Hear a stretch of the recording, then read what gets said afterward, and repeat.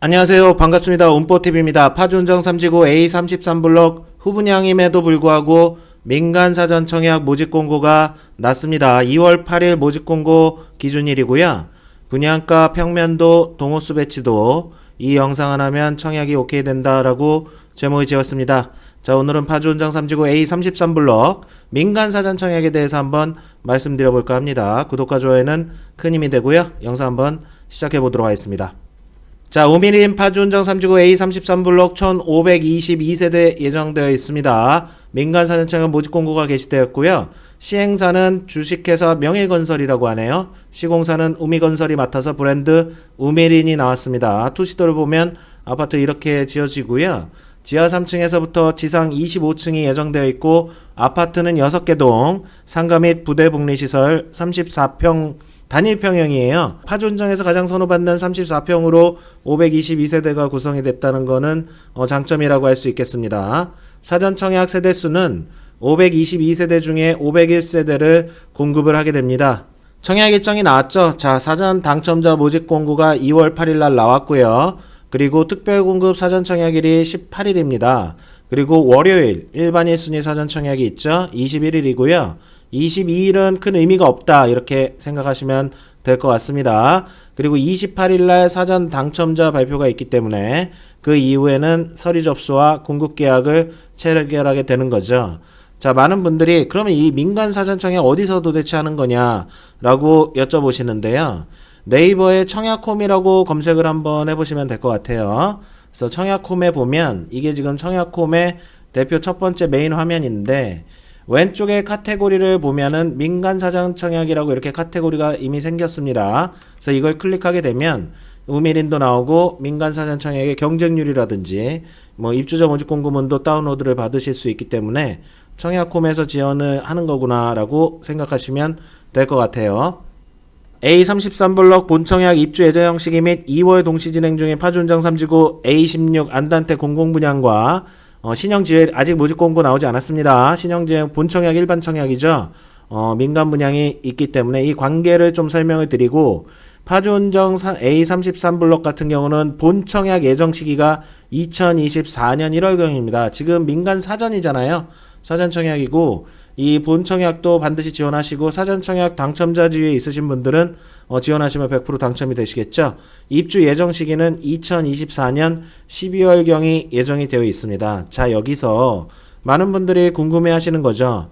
자, 내가 파주운정 3지구 A16블록 공공분양 일반 청약을 하고 우미린도 하고 신형지회도 할 수 있느냐, 이 순서와 당첨자 발표 이런 것들을 잘 생각을 하셔야 되는데 일단 당첨자 발표는 어떻죠?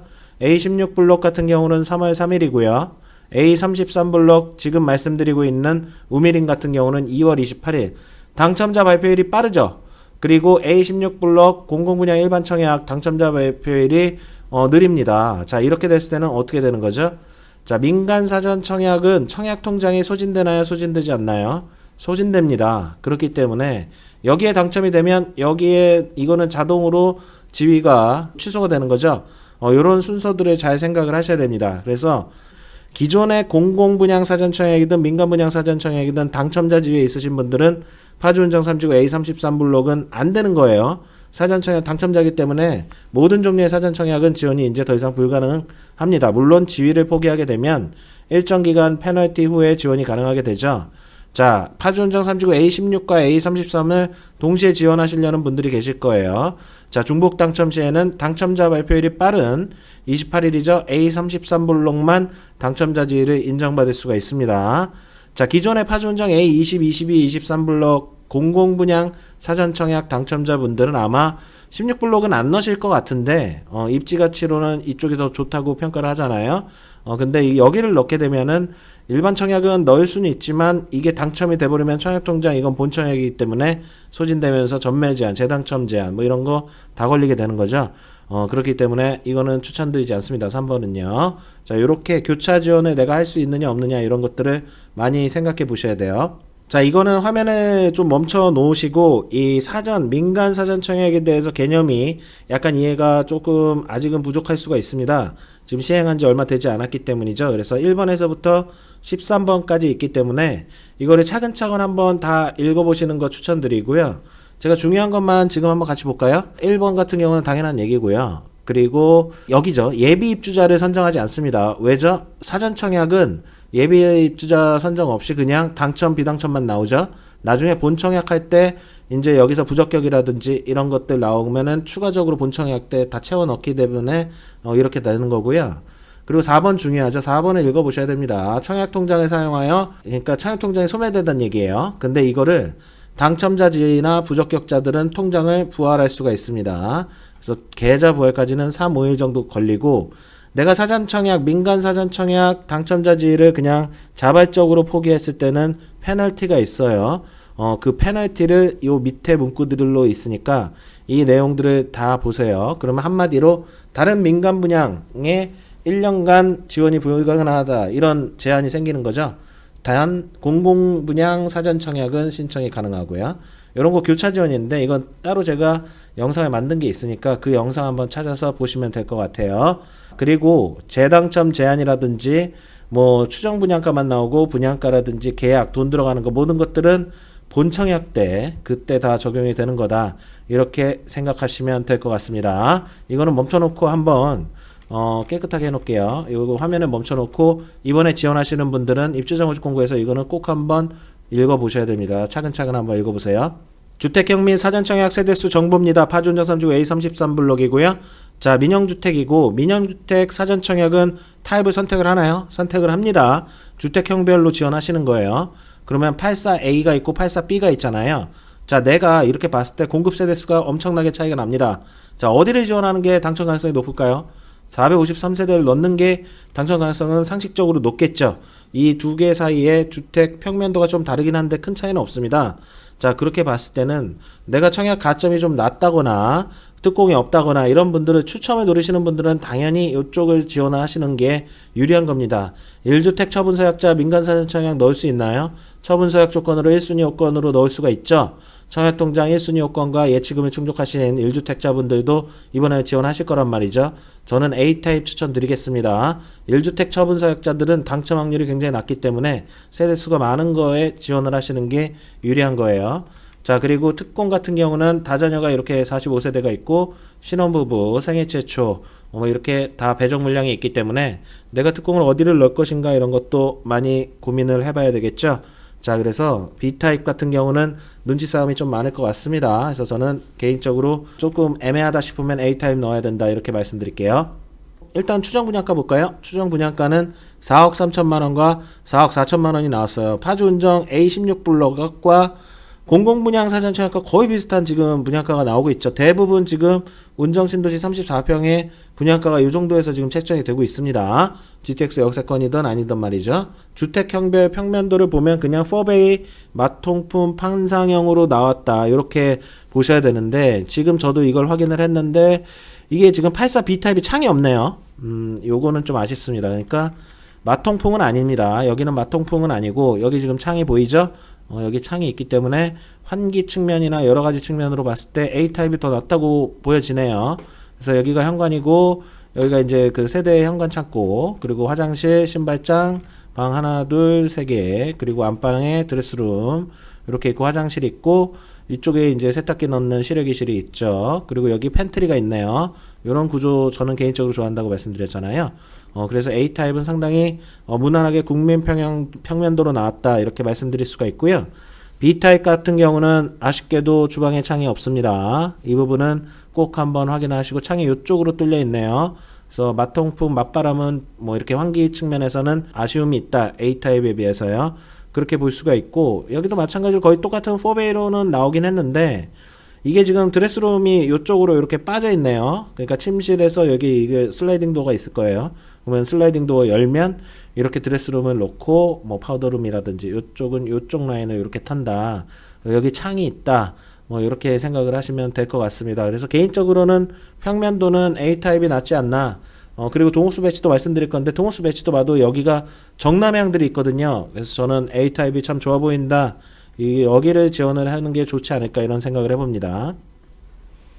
자, 동호수 배치도고요. 동호수 배치도 아주 심플합니다. 동간거리 무난하고요. 뭐 그냥 이게 무난하게 뺐다, 이렇게 말씀드릴 수가 있는 거고, 제가 봤을 때 로얄동은 101동입니다. 이거 다음 장면에서 설명드릴 건데요.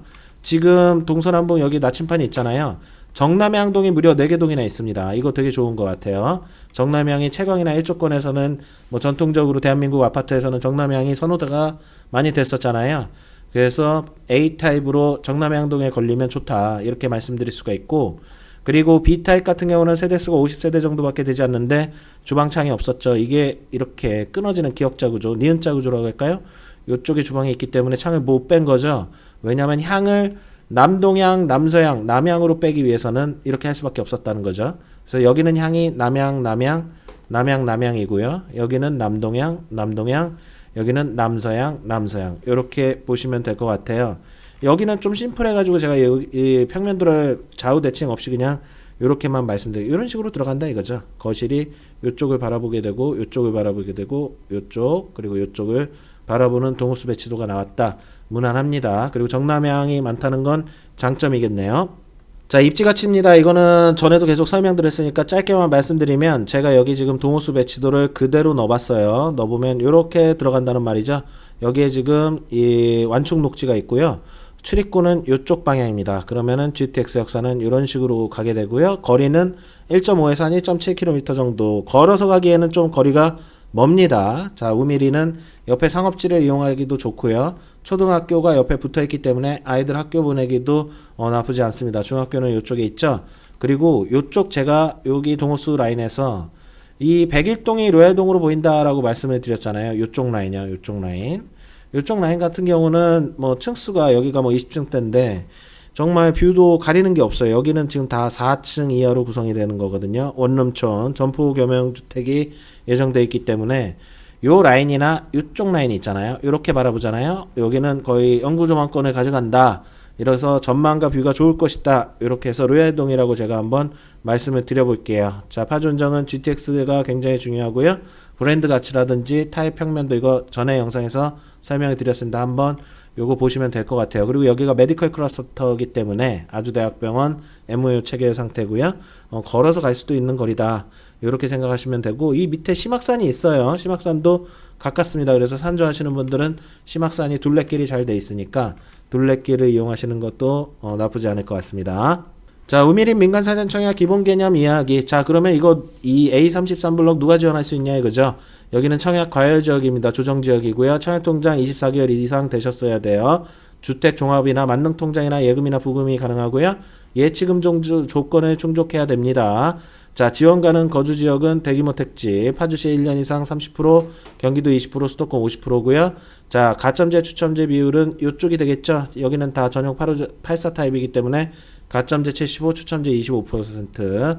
자, 1주택 처분 서약 조건부로 민간사전청약 가능하다고 했습니다. 자, 요거는 말씀드렸고요. 여기는 84 타입이기 때문에 전용 60 이하가 없기 때문에 1인 생초는 없습니다. 자, 전매 제한 실거주 의무 재당첨 제한은 본청약 시에 적용되기 때문에 사전청약 때 걸리지 않습니다. 특공도 소진이 안 되죠. 사전청약 특공 당첨 사실만으로 생애 한 번 있는 특별 공급이 사라지는 건 아닙니다. 그냥 당첨자지 유지하시다가 본청약 때 지원하면 당첨 시에 소진되는 거죠. 본청약 때 소진된다고 생각하시면 될 것 같아요. 더 궁금하신 부분은 운뽀 카페로 요 주소로 오셔가지고 한번 소통해 보시는 거 추천드리고요. 자, 사전청약 도전하자. 오늘도 민간 사전청약에 대해서 말씀을 드렸고요. 이제 파주운정 3지구 같은 경우는 3월 달에도 민간 사전청약 물량들이 나오게 되죠. 그리고 주상복합도 있고요. 그래서 2022년에도 내 집 마련 청약으로 당첨을 기원드립니다. 항상 행운이 함께 해주시기를 기원드릴게요. 감사합니다. 시청해 주셔서요.